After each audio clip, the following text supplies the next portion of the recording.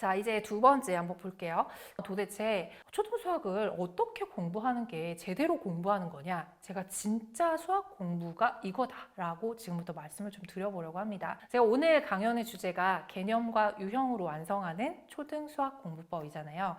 개념을 굉장히 많이 강조를 하죠. 수학 지도하시는 분들한테 개념이 중요한가요? 라고 여쭤보면은 중요하지 않다라고 얘기하는 사람은 없어요. 자, 유형 공부 문제집은 어떻게 푼다라는 건 이견이 있을 수 있어도 개념 공부를 우선적으로 해야 된다라는 거에 이견은 없습니다. 그럼 그 개념은 도대체 어떻게 공부를 하는 건데 여기서 우리가 개념에 대해서 명확하게 알 필요가 있어요. 제가 저희 채널에서 이제 서울대 수학교육과 교수님하고 인터뷰하는 그런 영상이 있었거든요. 그때 교수님한테 그렇게 질문했어요. 수학하는 사람들이 개념 그렇게 얘기하는데 막상 우리 학부모님들은 개념이라는 거를 잘 모르신다. 개념이 뭘까요, 교수님? 이라고 여쭤봤더니요. 교수님이 본인도 설명하기 어려우시다고 하셨어요. 그러니까 개념은 문제집이나 아니면은 수학 사전이나 이런 데 있는 것처럼 정의처럼 예를 들어 뭐 삼각형은 세 개의 변으로 이루어진 도형이다. 이게 개념이 아닌 거예요. 이거는 그냥 정의 또는 성질을 설명한 거지 이거는 개념이 아닙니다. 개념은 우리 아이들이 그런 내용들을 머릿속에 집어넣고 이거를 이용해서 실제적으로 문제에 적용도 해보고 문제를 적용해 봄으로써 새로 알게 되는 것들도 보충해서 삼각형, 사각형, 반올림 이런 특정한 어떤 어휘들을 표현할 수 있는 방법들 전부 큰 틀이라고 생각을 해주시면 될 것 같아요. 그래서 이런 개념들을 알아야 아이들이 실제로 문제도 잘 풀 수 있다라고 하거든요. 그래서 개념 공부를 단순히 문제집이나 교과서에 있는 몇 줄로 개념 공부했다 이렇게 받아들이시면 위험하다라는 말씀을 좀 드리고 싶은 거예요. 그럼 개념 공부를 어떻게 해야 되느냐? 저는 개념 공부도 단계가 있다고 생각을 합니다. 일단 첫 번째 단계는요. 교과서를 조금 주목을 하셨으면 좋겠어요. 수학 교과서. 저는 수학 교과서 읽기의 전도사 정도로 많이 강조를 드리고 있습니다. 우리가 아이들 교과서 읽기라고 표현을 하면 국어 교과서 읽는 거, 사회 과학 교과서 읽는 거는 자연스럽지만 수학 교과서 읽는 게 낯설게 생각되시는 분들도 많거든요. 그런데 수학 교과서 읽어야 합니다. 자, 그런데 수학 교과서를 읽으면 개념을 잘 이해할 수 있나요? 라고 물어보신다면 그것만으로는 부족하다고 말씀을 드릴 거예요. 왜냐하면 교과서는 솔직히 굉장히 불친절한 책일 수밖에 없습니다. 교과서는 뭐예요? 학교 선생님이 수업을 하실 때 사용하는 교재잖아요. 그리고 그 안에는 2015 개적교육과정 이후에 만들어진 교과서들은 더욱더 강조되는 부분이 모둠 수업. 학교에서 친구들하고 같이 의논해보고 서로의 의견을 들어보세요. 친구는 뭐라고 대답하는지 내 의견을 써보세요. 이런 식으로 이제 모둠 수업이 가능하도록 구성되어 있는 문제들이 많이 있어요. 그렇다 보니까 자기주도 학습을 하는데 적합하지는 않은 교재입니다. 그런데 그럼에도 불구하고 수학 교과서를 읽어야 해요. 왜냐면 아까 전에 말했듯이 삼각형은 뭐다 라고 명확하게 얘기해 주는 걸 명시적이라고 표현을 하는데요. 수학 교과서는 그렇게 명시적으로 설명하는 게 바로 나오진 않고 아이가 단원의 처음부터 하나씩 문장을 읽고 문제를 조금씩 풀다 보면 자연스럽게 이런 거구나 라고 알게끔 구성이 되어 있습니다. 이 과정이 되게 중요해요. 그 과정을 거치고 나면 왜 그건 아니고 왜 그게 맞는지에 대해서 감각적으로 이해할 수 있게 돼요. 그리고 그 내용이 교과서에 몇 줄로 정리가 되어 있고요.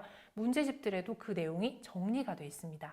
그러니까 그 내용들을 교과서에 정리된 부분이나 문제집을 통해서 확인을 하고 그게 문제에 어떻게 적용이 되는지 예제 문제들을 풀어보면서 이해를 하고 그리고 그게 응용되는 어려운 문제들을 단계적으로 풀어보면서 개념들을 정확하게 커다랗게 정립할 수 있게 되는 거죠. 이해되시죠? 두 번째는 그 개념이 명시적으로 표현되는 정의라던가 성질 같은 것들을 말할 수 있을 정도로 눈에 익히도록 하는 거. 말할 수 없으면, 설명할 수 없으면 제대로 아는 게 아니라고 표현들을 많이 하잖아요. 이거는 여기서도 적용이 되는 얘기입니다. 그리고 수학을 암기 과목이에요? 이해하는 과목이에요? 물어보시는 분들이 굉장히 많으신데 사실 둘 다거든요. 암기만으로 이루어질 수 없는 게 수학이고요. 반대로 암기 없이 이루어질 수 없는 것도 수학입니다. 그렇다 보니까 우리 아이들이 개념들을 머릿속에 잘 알고 있고 내가 말로는 표현을 잘은 못하지만 어느 정도까지도 할 수 있다라고 해도 실제 그 문제에 바로바로 적용시키고 누군가에게 바로바로 말할 수 없는 단계라고 한다면 이거는 이제 수학 실력이 완벽하게 갖춰졌다라고 말하기 조금 부족한 부분이 있습니다. 그래서 우리 아이들이 암기도 해야 되지만 이해가 기반이 돼야 되고 그리고 이해 없이 암기만으로 이루어진다면 이거는 시간이 지나면 잊어버리는 부분이기 때문에 이 두 개를 반드시 병행하도록 지도를 해주시는 게 좋을 것 같아요. 그 다음에 유형 공부법 한번 말씀을 드려볼게요. 오늘 제가 이 문제집 앞에 이제 깔아놓은 이 문제집이 비상에서 나온 문제집인데요. 개념 플러스 유형이죠. 이거는 저는 소시적에 아이들 가르칠 때 개뿔이라고 불렀어요.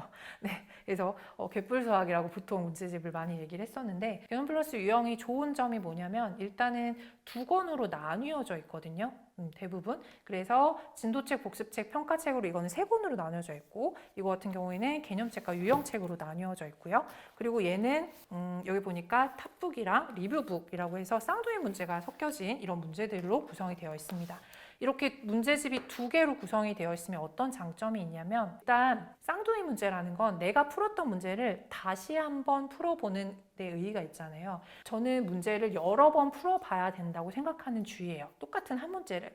그래서 틀린 문제를 다시 풀어보는 것도 중요하고, 맞은 문제도 다른 방법으로 풀 수는 없을까라고 생각하는 부분이 굉장히 중요할 수 있습니다. 그런데 아이들은 똑같은 문제를 또 푸는 거에 대해서 이제 불편함을 느끼는 아이들이 있어요. 어떤 아이들은 이미 답을 알고 있어, 외우고 있어. 그래서 엄마가 또 풀게 만들면 답은 써내지만 과정을 생략하는 아이들도 있고요. 이럴 경우에 이제 쌍둥이 문제가 되어 있는 경우는 굉장히 큰 장점이죠. 똑같은 유형의 문제를 반복적으로 푸는데 문제가 겉으로는 다른 문제처럼 보이기 때문에 아이들이 복습을 했다는 생각은 안 하지만 사실은 복습하고 있는 이런 과정이라고 볼 수 있는데요. 이렇게 두 권으로 나뉘어져 있는 문제집 같은 경우에 그래서 유형 연습을 하는데 굉장히 큰 도움이 됩니다. 그런데 저는 유형 문제집을 풀어야 되는 단계가 있다고 생각을 해요. 부모님들은 문제집을 이제 고르실 때 문제수가 많은 걸 보통 좋아하세요. 유형을 예를 들어 뭐 한 학년 한 학기를 유형을 뭐 50개로 이제 정리를 했다. 그러면 50개에 대해서 문제를 하나 기본 문제를 주고 그 아래 이제 쌍둥이 비슷한 문제들을 유형식으로 정리한 문제들이 3, 4문제씩 붙어요. 그럼 50개 유형에 4문제씩 붙어 있다. 200문제잖아요. 이런 식으로 유형의 개수가 늘어나면 늘어날수록 그 밑에 붙는 문제들의 개수도 똑같이 그 배수만큼 늘어나기 때문에 유형서들은 문제가 많습니다. 근데 엄마들은 너무 좋아하죠. 가성비가 좋잖아요. 근데 애들은 너무 싫어해요. 문제가 많으니까.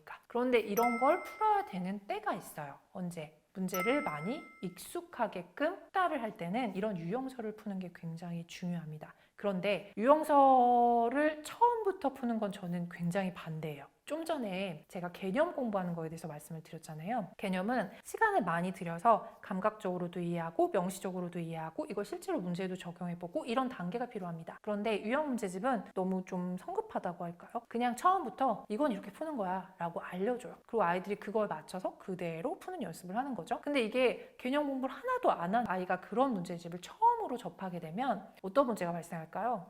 그 문제를 푸는 방법을 암기하게 됩니다. 그러면 그 문제 유형이 아닌 신유형이라던가 내가 풀었던 유형이 아닌 유형의 문제를 만나면 이거 어떻게 풀어야 되지? 사고가 그쪽으로 흘러가지가 않는 거죠. 그렇다 보니까 이런 유형서들은 개념 공부가 어느 정도 진행된 후에 그 개념을 이제 따라 푸는 거에 초점을 주지 말고 이런 스타일은 이렇게 풀어보겠다라는 본인의 생각들을 조금 적용시켜 가면서 접근을 하면서 이제 숙달하는 단계에서 필요한 거겠죠. 그러니까 이제 단원 평가를 준비한다거나 중등 이후에는 내신 시험을 준비를 할 때 유형서는 매우 필요한 단계입니다. 그러니까 부모님들이 문제집을 선정을 하실 때 제가 좀 이따도 말씀을 드릴 건데 문제집을 선정하실 때 무조건 문제가 많은 문제집을 선택하자 이런 기준은 안 되시고요. 그리고 이제 개념이 완성이 돼야 유형 문제집을 풀고요. 유형이 익숙해져야 그 다음에 사고력이나 심화 문제집으로 갈 수가 있습니다.